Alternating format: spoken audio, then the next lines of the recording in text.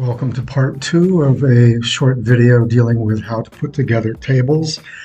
This part is talking about what I'm referring to as complex tables, tables that have more than one row for headers, and tables that use decimal points. And if we look down here below, tables that have subheadings, subsections. So let's get started with looking at a table that is from the skills sector report. A few comments I can make on this table. First of all, we need to start using commas between hundreds and thousands and millions and billions and trillions if it goes on to that point.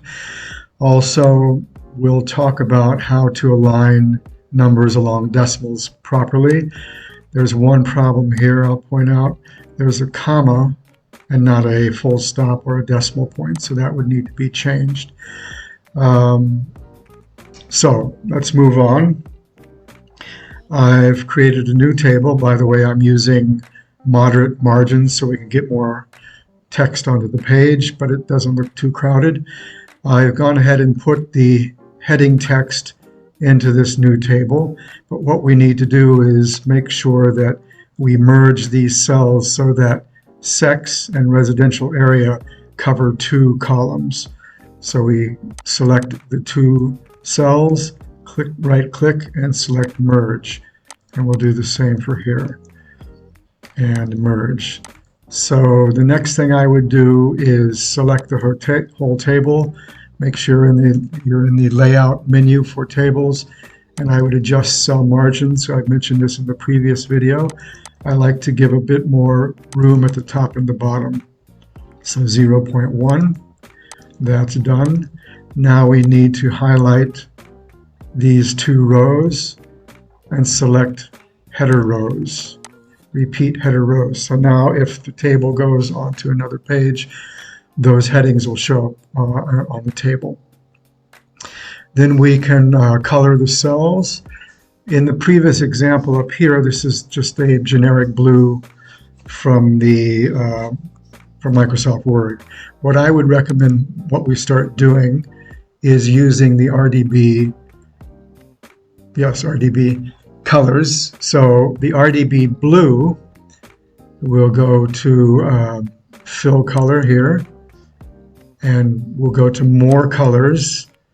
We'll say custom, and here we will put in the hex code for the RGB blue, which is easy to remember. It's 007 2BB.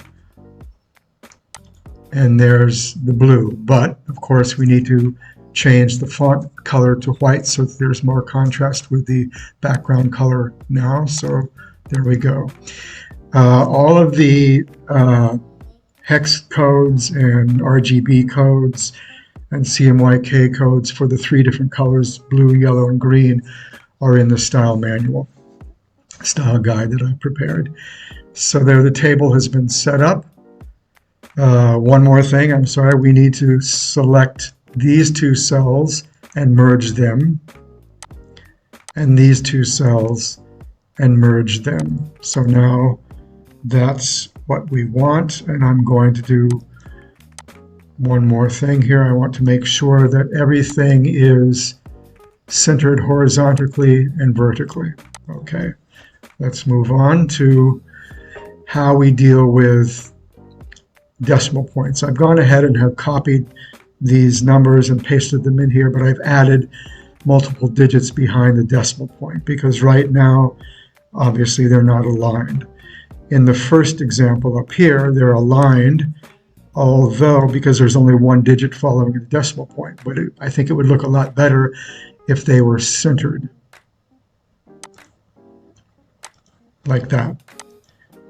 If you're only using one digit beyond the decimal point, you should be okay.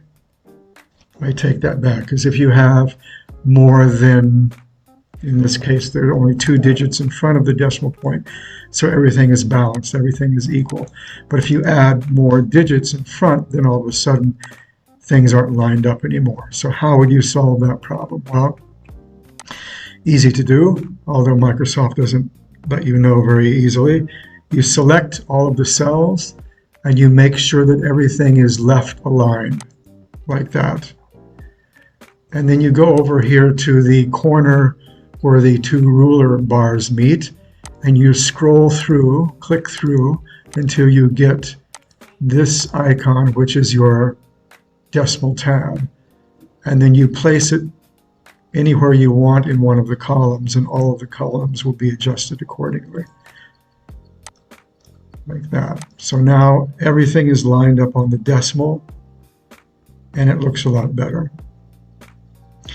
The next thing I'd like to talk about is subheads and the use of colors, and also the use of indents in situations where we have sub-numbering that goes on for, in this case, 3 digits. First of all, I would change this background color to the RDB blue, which is 007-2BB. Okay. And the text is already white, so we're okay there. And it also is 11-point bold Calibri. If we wanted to keep this green, let's consider using the RDB green, which happens to be another hex number here. More colors, custom, and that number is 00A650. Once again, all of these colors are in the style guide. Okay. But I think we're going to have to now change the font to white, and I would bold it as well. So I would set up the main head and following head subheads in those color schemes. Then we'll need to make sure we have the header row turned on, which it is now.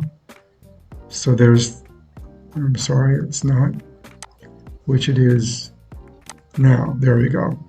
So now it appears on the next page and all the other pages. As far as these numbers, I would recommend in some cases, and it really depends on aesthetics, that we go ahead and put a hanging indent. So for example, if we slide this bar over to where we want the text to be, and then use Control-Tab, that's important, to move in that first line. If you don't use Control-Tab, if you just press Tab, when you're in a table, what that does is it jumps to the next cell. We don't want that. We want to use Control-Tab, and that will line up the first line with the rest of the text in the paragraph. And it's okay here because there's a lot of text and there's a lot of space. It fits in there well. But in the case of these other columns here, if you put in a new tab stop, if you move the text there and then Control-Tab to move in that first line, it starts looking less aesthetically pleasing. Let's put it that way. I'm going to apply this to these other cells so you can see what it looks like.